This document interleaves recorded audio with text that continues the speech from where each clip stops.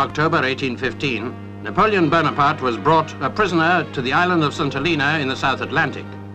Here he was to spend the last 6 years of his life. Here he died on the 5th of May, 1821.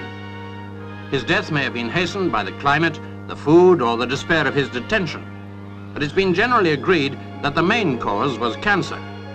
Generally agreed, but not by all. The latest doubts about it have the support of science. Examination was made of specimens of hair said to have been taken from the head of Napoleon both before and after he died. Scientists at the Atomic Energy Research Station at Harwell subjected these strands of hair to a neutron bombardment. The results established the presence of arsenic. Tests were also carried out at the Department of Forensic Medicine in Glasgow. The hair, now radioactive, was dissolved in chemicals. From trace elements, it was possible to identify not only the presence of arsenic, but its amount. After being distilled, the liquid was placed in a decatron to measure the radioactivity of the arsenic, and this establishes the amount of poison in the sample.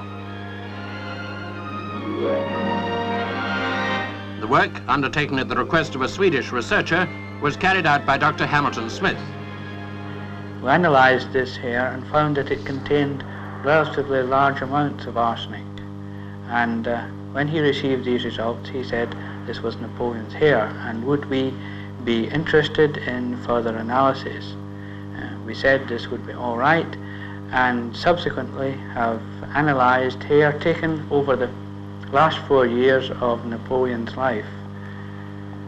These hairs all showed varying amounts of arsenic, ranging from about 6 times normal to a maximum of 100 times normal.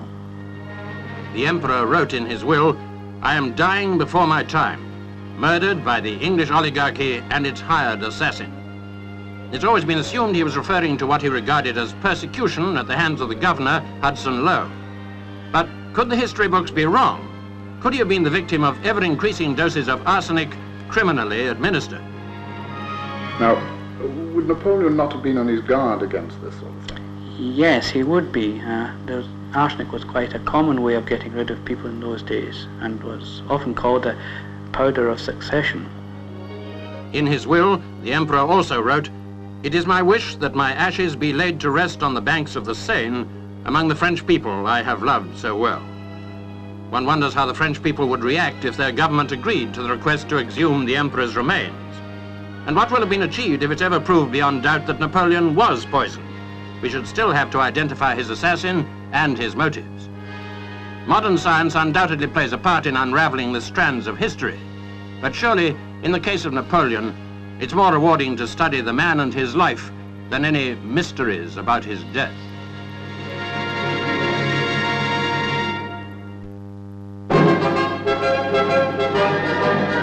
Farewell with